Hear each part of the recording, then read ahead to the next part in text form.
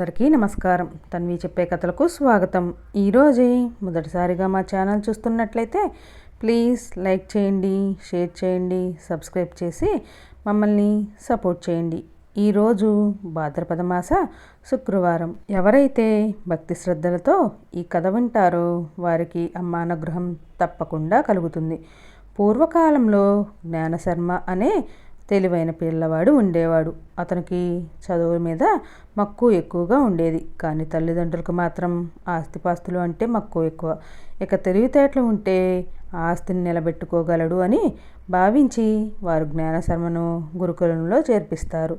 ఆ బాలుడు చక్కగా అన్ని విద్యలు అభ్యసించి ఆ తర్వాత అతను దేశాటన కూడా చేసి ఇంకా జ్ఞానాన్ని సంపాదించుకుంటాడు. చదువు పూర్తి చేసుకున్న తర్వాత జ్ఞానశర్మ తిరిగి ఇంటికి వెళ్తాడు. అప్పటికి అతనికి యుక్త వయసు వచ్చేస్తుంది. దాంతో తల్లిదండ్రులు జ్ఞానశర్మకు వివాహం చేయాలని భావించి వివాహ ప్రయత్నాలు మొదలు పెడతారు. బాగా తెలివైనటువంటి అమ్మాయి దొరకగానే వారిద్దరికీ వివాహం జరిపించారు. ఆమె పేరే జ్ఞానాంబ. జ్ఞానాంబకు లక్ష్మీదేవి అంటే చాలా ఇష్టం. అందువలన లక్ష్మీదేవికి ప్రతిరోజు పూజ చేసేది. ముఖ్యంగా శుక్రవారం సమయంలో లక్ష్మీదేవికి ఘనంగా పూజలు చేసి ముత్తైదులను పిలిచి దక్షిణ తాంబూలాలు ఇస్తూ ఉండేది.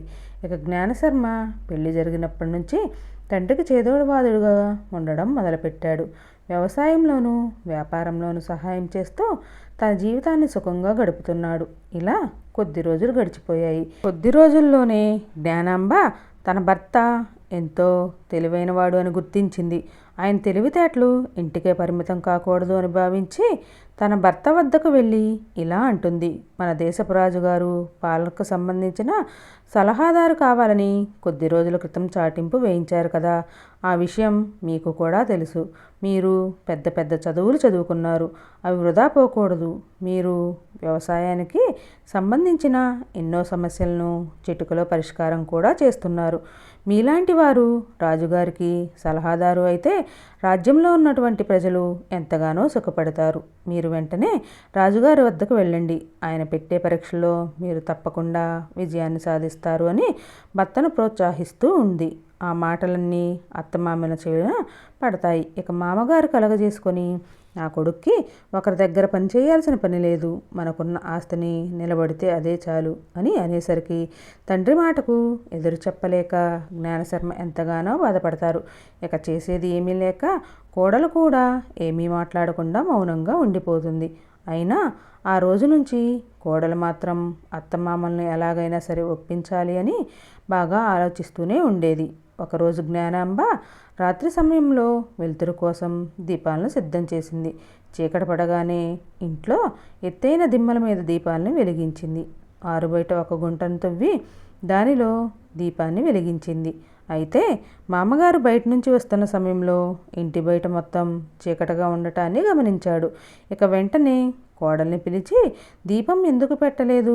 బయట అంత చీకటిగా ఉంది అని కసురుకొని అడిగాడు. అందుకు కోడలు, అదేంటి మామయ్య, నేను దీపాన్ని వెలిగించాను కదా అని గుంట వద్దకు వెళ్ళి లోపల వెలిగించినటువంటి దీపాన్ని చూపిస్తుంది. అంతే, మామగారికి కోపం కట్టలు తెంచుకొని వస్తుంది. బాగుందమ్మాయి, నీ తెలివి ఏడ్చినట్లుగానే ఉంది. దీపాన్ని ఎవరైనా గుంటలో పెడతారా? దానివల్ల ఏమైనా వెలుగు ఉంటుందా? ఆ మాత్రం కూడా నీకు తెలియదా అని అడుగుతాడు. అందుకు కోడలు ఇలా సమాధానం చెప్తుంది. మామగారు, నాకు అన్ని విషయాలు తెలుసు. మీ అబ్బాయి గారి తెలివి కూడా ఈ దీపం మాదిరిగానే మరుగున పడిపోయింది. ఆ విషయాన్ని మీకు తెలియజేయడానికే నేను ఇలా చేశాను అని వివరించింది. ఆమె మాటల్లోని అంతర్ధాన్ని తెలుసుకున్న మామగారు తన తప్పును తెలుసుకొని కొడుకుని రాజుగారి వద్దకు పంపిస్తాడు. ఇక జ్ఞానశర్మ రాజుగారు పెట్టిన పరీక్షలో విజయాన్ని సాధించి ముఖ్య సలహాదారుగా నియమింపబడతాడు. కొడుకు తెలివికి నలుగురికి ఉపయోగపడుతున్నందుకు ఆ తల్లిదండ్రులు ఎంతగానో సంతోషిస్తారు. ఇక జ్ఞానాంబ కూడా తన భర్త తెలివితేటలు నలుగురికి ఉపయోగపడుతున్నందుకు ఎంతగానో సంతోషించింది. ఒకరోజు పార్వతీ పరమేశ్వరులు మాట్లాడుకుంటూ ఉన్న సమయంలో పార్వతీదేవి పరమేశ్వరుని ఇలా అడుగుతుంది. నాదా, ప్రతివారి జీవితంలో ఎన్నో కష్టాలను ఎదుర్కొంటూ ఉంటారు. మనిషి జీవితంలో కోరుకునేది సంతోషాన్ని మాత్రమే. ఎవరైనా సంతోషంగా ఉండాలి అని కోరుకుంటారు. అయితే సులభంగా ఆ సంతోషం మానవునికి ఎలా లభిస్తుందో చెప్పమని కోరుతుంది. అందుకు పరమేశ్వరుడు ఇలా చెప్తాడు, పార్వతి, ప్రతి మనిషి సంతోషంగా ఉండడానికి సంతోష రూపాదేవి యొక్క వ్రతాన్ని తప్పకుండా ఆచరించాలి అని అనగానే పార్వతీదేవి ఇలా అంటుంది, స్వామి, ఆ వ్రతాన్ని గురించి, ఆ సంతోష రూపదేవి గురించి వివరంగా చెప్పండి అని కోరగా పరమేశ్వరుల వారు ఇలా చెప్పడం మొదలు పెడతారు. పూర్వకాలంలో సుబ అనే పట్టణంలో ఒక వృద్ధురాలు నివసిస్తూ ఉండేది. ఆమెకు 7 పుత్రులు ఉండేవారు. వారిలో శ్రీకరుడు ఆ తల్లికి ఆఖరి కొడుకు. అతనికి ఏ సంపాదన లేకపోవడంతో కూర్చుని తినేవాడు. అతనికి కొంతకాలం అయిన తర్వాత వివాహం కూడా జరిగిపోయింది. సంపాదన లేని కారణంగా అతని భార్యను కూడా చులకనగా చూసేవారు.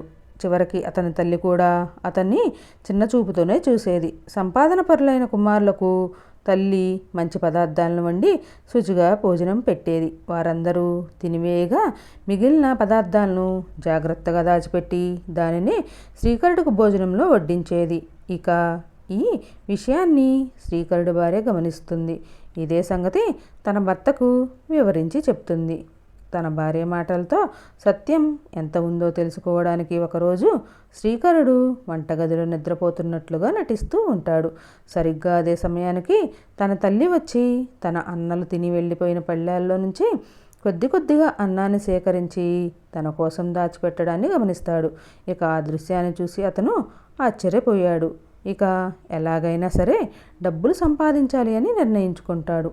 అందుకు అనుగుణంగా తనకు కావలసిన సామాగ్రాన్ని మొత్తాన్ని మూటకట్టుకొని భార్య వద్దకు వెళ్ళి జరిగిన విషయాన్ని మొత్తం వివరించి చెప్తాడు. అందుకు ఆమె ఎంతగానో సంతోషిస్తుంది. అందుకు భర్తని ఇలా అడుగుతుంది, మీరు లేని సమయంలో నాకు జ్ఞాపకంగా ఉండడానికి మీ వస్తువుని ఏదైనా ఇవ్వమని అడగా అందుకు శ్రీకరుడు తన చేతికున్నటువంటి ఉంగరాన్ని ఇచ్చి, ఇదిగో నా జ్ఞాపకార్థంగా ఉంచుకొని అంటాడు. ఆ తర్వాత శ్రీకరుడు తన భార్యను కూడా అలాగే అడుగుతాడు. అందుకు ఆమె తన దగ్గర ఉన్నటువంటి పాత రవికను తన ప్రేమ చిహ్నంగా ఇస్తుంది. అది తీసుకొని శ్రీకరుడు దూరదేశానికి ప్రయాణమై వెళ్ళిపోతాడు. ఇక సాయంకాలం అయ్యేసరికి ఒక గుడిలో నిద్రపోతాడు. అతను ఉదయాన్నే నిద్రలేచి తిరిగి ప్రయాణం ప్రారంభించడానికి ముందు లోపల ఉన్నటువంటి సంతోషీమాత విగ్రహాన్ని చూశాడు. ఆమెని పరిపరి విధాలుగా స్తుతించి హృదయపూర్వకంగా నమస్కారాలు చేసుకొని ఆ తర్వాత అక్కడి నుంచి బయలుదేరిపోయి ఒక పట్టణాన్ని చేరుకుంటాడు. పట్టణం వెళ్ళిన తర్వాత అతను ఒక షావుకారు వద్దకు వెళ్ళి నాకు ఏదైనా పని చూపించమని అడుగుతాడు. అందుకు ఆ షావుకారు ఇలా అంటాడు, నువ్వు ఎంత పని అయితే చేస్తావో నేను అంతే జీతాన్ని ఇస్తాను అని చెప్పగా ఆనందంగా ఆ పనిలోకి చేరిపోతాడు శ్రీకరుడు. ఇక ఆ రోజు నుంచి శ్రీకరుడు షావుకారు వద్ద ఎంతో విశ్వాసంగా పనిచేసుకుంటూ ఉంటాడు. కొద్ది రోజులోనే మంచి పేరును కూడా తెచ్చుకుంటాడు. ఉదయాన్నే సంతోషిమాతను ప్రార్థించుకొని దుకాణానికి వెళ్ళి చాకరీ చేస్తూ ఉంటాడు. అతని పనితీరును గమనించి ఆ షావుకారు అతనికి వేతనం అందరికంటే ఎక్కువగానే ఇచ్చి అతన్ని మెచ్చుకున్నాడు. అలా 10 సంవత్సరాల పాటు జరిగిపోయింది. ఆ తర్వాత ఆ దుకాణందారు వ్యాధిగ్రస్తుడై తన దేశానికి తిరిగి వెళ్ళిపోవాలని అనుకుంటాడు. ఇక శ్రీకరుడు ఆ దుకాణానికి యజమానిగా ఉంటాడు. తన ఇంటి వద్ద ఉన్నటువంటి భార్య మాత్రం ఎన్నో అగచాట్లు పడిపోతూ ఉంటుంది. ఇంటి చాకరీ మొత్తం ఆమె చేస్తుంది. బావి దగ్గర వంట పాత్రలు తోముతూ దాసీలా పాపం హీనంగా బతుకుతుంది. ప్రతిరోజు ఊరి బావి దగ్గర చివరకు వెళ్ళి కట్టెలు కొట్టి ఇంటికి తీసుకుని వచ్చి వాటిని అమ్ముకుని రాగా డబ్బులతో ఆమె పొట్ట పోసుకుంటూ ఉంటుంది. ఒకరోజు కట్టెల మోపుని నెత్తిన పెట్టుకొని తిరిగి వస్తూ ఉన్న సమయంలో ఆమె దారి తప్పిపోయింది. అలా నడుస్తూ ఉన్న సమయంలో మార్గమధ్యంలో కొంతమంది స్త్రీలు ఇలా వ్రతం చేస్తూ కనిపించారు. వారి వద్దకు వెళ్ళి మీరు చేస్తున్నటువంటి వ్రతం ఏమిటి, అసలు ఆ దేవి ఎవరు, ఈమెను పూజించడం వల్ల కలిగే ఫలితం ఏమిటో వివరించమని చెప్పమని కోరుతుంది. అందుకు వారు ఇలా చెప్పడం ప్రారంభించారు. ఈ వ్రతాన్ని చేయాలి అని అనుకునేవారు శుక్రవారం పూట బెల్లము పేలాలు సంపాదించుకొని వాటిని 3 వంతులు చేయాలి. ఆరాధన వేదికను అలంకరించుకొని అందులో ఒక విగ్రహాన్నో లేదంటే పటాన్నో పెట్టుకొని ఆ పక్కన తీర్థజలంతో నిండిన కలశాన్ని ఉంచి దీపాన్ని వెలిగించాలి. 3 భాగాల పేలాల మిశ్రమంలో నుంచి ఒక భాగం కలశం మీద, రెండవ భాగం చేతిలోనే ఉంచుకొని 3వ వంతును ఆ దేవికి నివేదించాలి. ఆ అమ్మని సంతోషీమాతగా పూజించి జ్యోతిర్మయిగా మహాలక్ష్మిగా నిత్య కళ్యాణిగా తలుచుకొని షోడోపచార పద్ధతిని అవలంబించాలి. అతి భక్తిగా ఈ పూజను జరపాలి అని చెప్పారు. ఈ రోజున నా అదృష్టం పండింది. ఈ దేవి వ్రతాన్ని నేను కళ్ళారే చూసే భాగ్యం కలిగింది అని అనుకుంటూ లోకమాతకు నమస్కరించుకొని తాను కూడా ఈ వ్రతం చేయాలి అని అనుకుంటుంది. అంతలో ఆమెతో పుణ్యస్త్రీ ఇలా అంటుంది, ఓ పుణ్యవంతురాలా, ఇలా చూడు, ఈ వ్రతాన్ని చాలా భక్తి శ్రద్ధలతో ఆచరించాలి. దీని ఫలితాన్ని కూడా వివరించి చెప్తాను అని ఇలా చెప్పడం ప్రారంభించింది. సంతోషిమాత వ్రతం చేసిన వారు ఎటువంటి కష్టాన్ని అయినా పేదరికమే ఉండదు. అనుకున్న పనులన్నీ సాధ్యమవుతాయి. వికలమైన మనస్సు కుదుట పడుతుంది. సంతోషం కూడా లభిస్తుంది. మనోభీష్టం నెరవేరుతాయి. బిడ్డలు లేని వారికి బిడ్డలు కలుగుతారు. ఒక రకంగా చెప్పాలంటే అన్ని రకాల బాధల నుంచి విముక్తిని కలిగించి సంతోషాన్ని కలిగించింది. కాబట్టే సంతోషి రూపాదేవి అని సార్థకనామం కలిగింది. అలా ఆ సుమంగలి చెప్పిన కథను విని ఆ దేవికి తిరిగి నమస్కరించి ఆ కట్టెల మోపిని తన నెత్తి మీద పెట్టుకుని దారిలో నడుస్తూ ఉండగా ఒకరికి ఆ కట్టెలను అమ్మి ఆ వచ్చిన ధనంతో బెల్లము పేలాలు తీసుకుని దేవుని తలుచుకుంటూ ముందుకు సాగి నడుస్తుంది. తాను కూడా ఆ వ్రతం చేసి అమ్మదయ్య పొందాలి అని అనుకుంటూ అలా నడుస్తూ ఉండగా దారిలో ఆమెకు ఒక ఆలయం కనిపించింది. అక్కడికి వెళ్ళి దేవి ముందు పువ్వులు అక్షంతలు ఉంచి యథాశక్తిగా సంతోషి రూపాదేవికి భక్తి శ్రద్ధలతో నిష్టగా అర్చన చేసింది. యథావిధిగా వ్రత విధానాన్ని జరిపించింది. ఇలా మొత్తం 7 శుక్రవారాల పాటు ఆమె ఈ వ్రతాన్ని ఆచరించి దేవి కథను చదువుకునేది. ఆ తర్వాత గోధుమ పూలు పాయసం వేయించిన శనగలు ఆ దేవికి నైవేద్యంగా పెట్టేది. మంచి తీపి ఫలాల్ని తాంబూలంలో ఉంచి బ్రాహ్మణులకు ఇచ్చేది. 9 మంది బాలబాలికలకు భోజనం కూడా పెట్టేది. ఈ విధంగా 7 శుక్రవారాల పాటు ఆ వ్రతాన్ని చేసింది. ఆమె ప్రతిరోజు భక్తి శ్రద్ధలతో దేవి ఆలయానికి వెళ్ళి లోకమాతను పలు రకాలుగా ప్రార్థించి తన కష్టాలను తొలగించమని ఎన్నో విధాలుగా విన్నవించుకునేది. సంతోషారూపాదేవి తన భక్తురాలు చూపించే భక్తి శ్రద్ధలకు ఎంతగానో సంతోషించి ఒకరోజు శుక్రవారం రాత్రి సమయంలో శ్రీకరుని నిద్రపోతుండగా అతనికి స్వప్నంలో సంతోషిమాత దర్శనం ఇచ్చింది. ఆ స్వప్నంలో శ్రీకరుడికి ఇలా చెప్పింది, నీ భార్య అక్కడ ఎన్నో కష్టాలు పడుతుంది. నీవు వెంటనే వెళ్ళి ఆమెని ఆదుకోమని చెప్పి అంతర్ధానమైపోతుంది. ఆ తర్వాత కొద్ది కాలానికే భర్త దగ్గర నుంచి ఉత్తరము కొద్దిపాటి ధనము ఆమెకు అందుతాయి. ఆమె తన భర్త తనపైన చూపించిన అనురాగానికి సంబరపడిపోతూ ఇదంతా ఆ దేవి కృప వలనే జరిగిందని ఎంతో సంతోషిస్తుంది. జాగ్రత్తగా ఇదంతా గమనిస్తున్న తోటి కోడలు ఈమెకు ధనం ఎట్లా వస్తుందో తెలుసుకోవాలి అనే ఆలోచిస్తారు. ఇక తోటి కోడలు అందరూ కలిసి ఆమెను నీకు ధనం ఎక్కడి నుంచి వస్తుంది అని ప్రశ్నించగా అందుకు ఆమె నా పినతండ్రి దగ్గర నుంచి ధనం వస్తుంది అని చెప్పి కంటతడి పెట్టుకుంటుంది. తర్వాత తన భర్తను తలుచుకుని దుఃఖం పట్టలేక సంతోషరూపాదేవి ఆలయానికి వెళ్ళి తన భర్తను తనతో కలిపి తన సంసారాన్ని రక్షించమని నానా విధాలుగా ప్రార్థిస్తుంది.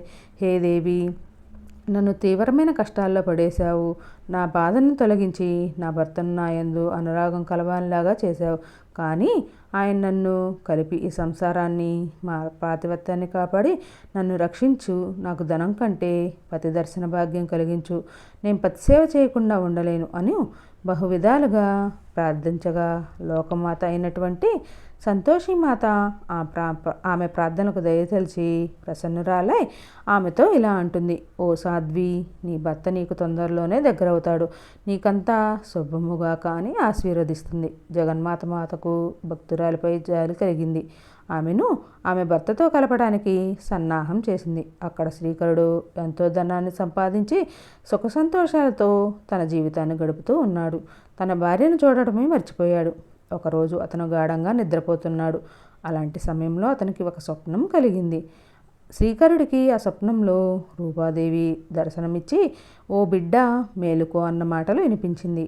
ఆ మాటలు వినపడగానే శ్రీకరుడు లేచి కూర్చుంటాడు. వెంటనే అతనికి దేవి సాక్షాత్కరిస్తుంది. ఆ దృశ్యాన్ని చూసి అతను ఎంతగానో ఆశ్చర్యపోతాడు. ఆమె నుంచి ఇలా మాటలు వినిపించాయి, ఓ మానవా, ఇది కల కాదు. నువ్వేమీ కంగారు పడాల్సిన పని లేదు. నేను చెప్పేది శ్రద్ధగా అవుని. నీ సిరి సంపదల కారణం ఎవరో తెలుసా? ఒకరోజు నేను నిన్ను ఆశీర్వదించాను. ఆ రోజు నుంచి నీ భాగ్యం ఉచ్చదశను అందుకుంది. అంతేకాదు, నీ భార్య కూడా సంతోషిమాత వ్రతం చేసి ప్రతిరోజు నా దర్శనం చేస్తూ నా ధ్యానంలో నిమగ్నురాలు అయింది. ఇక పతి దర్శన భాగ్యాన్ని కలిగించమని కోరుతుంది. నీవు ఇక ఏమాత్రమూ ఆలస్యం చేయకుండా వెంటనే ఆమె వద్దకు వెళ్ళు, లేదంటే నీకు కలిగినటువంటి సిరి సంపదలు కొద్ది సమయంలోనే దూరమైపోతాయి అని చెప్పి అంతర్ధానం అయింది. సంతోషి మాత ఇక శ్రీకరుడు పరిపరి విధాలుగా ఆలోచిస్తూ ఉంటాడు. ఉదయాన్నే నిద్రలేచి స్నేహితులతో జరిగిన విషయాన్ని మొత్తం వివరించి ఇప్పుడు తన కర్తవ్యం ఏమిటా అని వారితో ఆలోచింపసాగాడు. చివరికి తానే ఒక నిర్ణయానికి వచ్చేశాడు. అదేమిటంటే దుకాణాన్ని ఇతరులకు అమ్మేసి వచ్చినదనంతా తన ఊరికి ప్రయాణమై వెళ్ళడమే ఉత్తమం అని భావించాడు.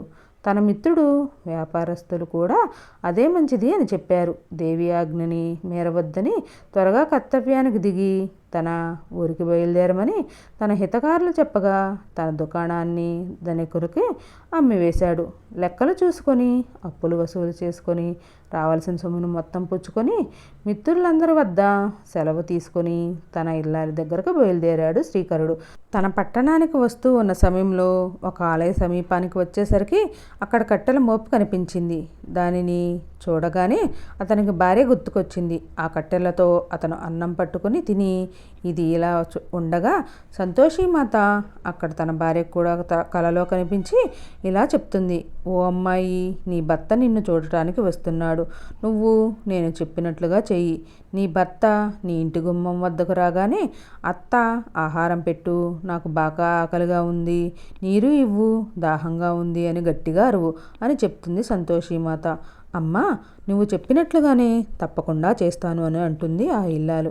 ఇక శ్రీకరుడు తన పట్టణానికి తిరిగి వస్తూ ఉండగా ఒక ఆలయ సమీపానికి వచ్చేసరికి అక్కడ కట్టెల మోపు కనబడుతుంది. దానిని చూడగానే భార్య పైన ప్రేమ పొంగుకొస్తుంది. ఆ కట్టెలతోనే అన్నం వండుకొని కొద్దిసేపు అక్కడే విశ్రాంతి తీసుకుని తిరిగి ఇంటికి బయలుదేరాడు. భర్త ఎప్పుడైతే ఇంటికి వచ్చాడో దేవి చెప్పినట్లుగానే ఆమె చేసింది. ఇక తోటి కోడళ్ళు ఆమె పట్ల ప్రవర్తించే తీరును చూసి భర్త ఎంతగానో బాధపడి ఒక కొత్త ఇంటిని నిర్మించుకొని వారిద్దరూ సుఖ సంతోషాలతో జీవిస్తూ ఉంటారు. దానిని తట్టుకోలేని తోటి కోడళ్ళు తన చేత ఎలాగైనా సరే పులుగుని తినిపించాలి అని భావిస్తారు.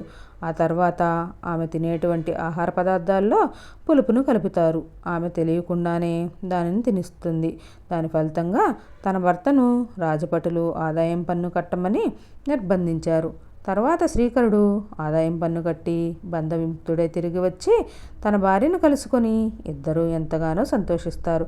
ఇక ఏ చీకు చింత లేకుండా ఆనందంగా ఆనందమందిరమై బంధువులతోనూ మిత్రులతోనూ ఆ ఇల్లు కలకల్లాడిపోతూ ఉంటుంది. ఇలా ఉండగా సంతోషిమాతకు ఆమెను పరీక్షించాలి అనిపించి మారువేషంలో ఆ ఇంటి దరిదాపులకు వస్తుంది. ఆమె చూడటానికి చాలా హేయంగా జుగుప్సాకారంగా ఉంటుంది. ఒక చేతిలో బెల్లము, ఇంకో చేతిలో పేలాలు ఉంచుకొని నోట్లో వేసుకుంటూ చొంగ కాచుకుంటూ మురికి గుడ్డలతో ముష్టిదాన్లా ఉంది. ఆ వీధిలోని బాలకులందరూ పిచ్చిది పిచ్చిది అని అంటూ రాళ్ళు ఆమె పైకి విసురుతున్నారు. ఆమె పైన పడిన రాళ్ళన్నీ తన తోటి కోడల పైన కఠినంగా గాయపడేలా పడుతున్నాయి. ఇక తోటి కోడలు ఈ పిచ్చిది మన ఇంట్లోకి వస్తుంది అని భయపడిపోయి తలుపులు కిటికీలు మూసుకొని ధైర్యంగా లోపలే ఉంటారు. ఇక ఆ రూపమయ్యి ఒక్కసారిగా ఉగ్రాకృతిగా మారిపోతుంది. నేత్రాల నుంచి విస్ఫుటలింగాలు విదిలించి ప్రళయకాలం జుమ్ ప్రభంజన చెలరేగింది. దాంతో వారి ఇళ్ల తలుపులు కిటికీ తలుపులు బళ్ళుమని తెరుచుకున్నాయి. ఆ పెనుగాలకి మనుషులు కూడా మసకల్లా ఎగిరిపోతున్నారు. ఈ భీకర వాతావరణాన్ని అర్థం చేసుకొని శ్రీకరుడు భార్య ఒక్కసారి ఇలయ తాండవం చేస్తున్న ఆ దూరపదారిలో ఉన్న ఉన్మత్త వద్ద స్త్రీ వైపుకి వెళ్ళింది. శ్రీకరుడు భార్య ఆమె వద్దకు వెళ్ళి ఆ వృద్ధురాలు ముఖంలోనికి చూసింది. ఆ వృద్ధురాలు ఎవరో ఆమెకు అర్థమైపోయింది. ఆమెలో ప్రస్ఫుటంగా రూపాదేవిని గమనించింది. ఆమెలోని దైవరూపాన్ని అర్థం చేసుకొని, అమ్మ, నన్ను బాధించినందుకు క్షమించి దేవి, నిన్ను ఎప్పటికీ మర్చిపోను. నన్ను రక్షించాలని వచ్చావు కదా తల్లి, ఇదిగో ఇవే నా నమస్కారములు. నీ భక్తురాల్ని అపచారాల్ని విస్మరించి నన్ను క్షమించు అని వేడుకోగా ఆ తల్లి వృద్ధురాపురంలో ఉన్న రూపాదేవి చిరునవ్వుతో మాయమవుతుంది. ఇక తోడికోడలు ఈ దుర్ఘటన జరిగిన తర్వాత వారిలో అసూయ ద్వేషాలు పెరిగిపోతాయి. దాంతో శ్రీకర దంపతుల కుటుంబాన్ని బాధల పాలు చేయాలని తోటికోడళ్ళు పన్నాగాలు చేయటం మొదలుపెట్టారు. వారు నవ్వుతూ ఆప్యాయత నటిస్తూ శ్రీకర భార్యకు విషం కలిపిన పాలు ఇచ్చారు. ఆమె ఆ పాలను తాగడానికి విద్యుక్తురాలై ఉండగా అంతలో భర్త వచ్చి ఆమెను పిలిచాడు. ఆ కేక విని భార్య పాల పాత్రను అక్కడే ఉంచి పరుగు పరుగున శ్రీకర్ వద్దకు వెళ్తుంది. అప్పుడు పెద్ద కోడలు కొడుకు చప్పున అక్కడికి పరిగెత్తుకుంటూ వచ్చి అక్కడ ఉన్నటువంటి పాలను తాగుతాడు. ఇక ఆ విష ప్రభావం వల్ల ఆ బాలుడు కింద పడి మరణించాడు. ఆ దృశ్యాన్ని చూస్తున్నటువంటి తోటి కోడలు ఒక్కసారిగా రోదన చేయడం మొదలు పెడతారు. అలా ఏడుస్తూ శ్రీకరుడి భార్యను పరిపరి విధాలుగా దూషిస్తూ ఉంటారు. ఇక దాంతో ఆ ఇల్లు మొత్తం ఏడుపులు పెడబెబ్బలతో మారిపోతూ ఉంటుంది. ఇంకా తోటికోడలు శాపనార్థాలు పెడుతూ శ్రీకరుడు భార్యను పరిపరి విధాలుగా వేధిస్తూ ఉంటారు. ఇక భార్యలు అలా ఏడుస్తూ ఉంటే భర్తలు ఊరుకోక తన తమ్ముడైన శ్రీకరుడిపై పెద్ద కర్రతో కోపంతో విసురుతాడు. అది గురితప్పి పక్కనే ఉన్నటువంటి అమ్మవారి తలకు తగిలి బళ్ళును బద్దలైపోతుంది. ఆ తర్వాత శ్రీకరుడు భార్యను కొట్టడానికి ప్రయత్నించగా అతను కింద జారి పడిపోతాడు. అక్కడే ఉన్నటువంటి తోటికోడలు అక్కడ అసలు ఏం జరుగుతుందో అర్థం కావడం లేదు. శ్రీకరుడు అతని భార్య మాత్రం నిశ్చేష్టులై రూపాదేవి దయ వలన కొయ్య బొమ్మల్లా నిలబడిపోయి ఉంటారు. ఆ తర్వాత శ్రీకరుడు భార్య ఏం చేయాలో అర్థం కాక సంతోషి మాత పాదాల వద్దకు వెళ్ళి, అమ్మ, మేము అమ్మాయి ఎటువంటి నేరము చేయలేదు అని వేడుకోగా అమ్మ తన మహత్తును చూపిస్తుంది. వెంటనే చనిపోయినటువంటి బాలుడు తిరిగి లేస్తాడు. ఆ తర్వాత ఆ బాలుడు ఇలా అంటాడు, పిన్నికి ఇచ్చిన పాలు నేను తాగి ఇలా పడిపోయాను అని అనడంతో అక్కడ ఉన్న వాళ్ళందరూ ఆశ్చర్యపోతారు. అయితే శ్రీకరుడి భార్య ఇది చేయలేదు అని భావించి ఆమెను నిర్దోషిగా భావిస్తారు. విషం కలిపిన తోటికోడలు వెంటనే రూపాదేవి ప్రభావం వల్ల నేనే విషం కలిపాను అని అందరూ ఒప్పుకొని రూపాదేవి ముందు లెంపలు వేసుకొని క్షమాపణను వేడుకుంటారు. ఇదంతా సంతోషిమాత లీల అని గమనించి శ్రీకరుడు ధర్మపత్ని ఒకేసారి రూపాదేవిని స్తుతించి అప్పుడు రూపాదేవి అక్కడ ప్రత్యక్షమయ్యి ఆ దంపతులను దీవించి అంతర్ధానం అయిపోతుంది. ఈ విధంగా దేవత సంతోషిమాతగా జగత్తులో ప్రఖ్యాతి పొందాడు. తర్వాత వారికి రూపాదేవి దయ వలన ఒక పుత్రుడు జన్మించాడు. కొంతకాలం జరిగిన తర్వాత ఆ దంపతులు శివైక్యాన్ని చెందారు.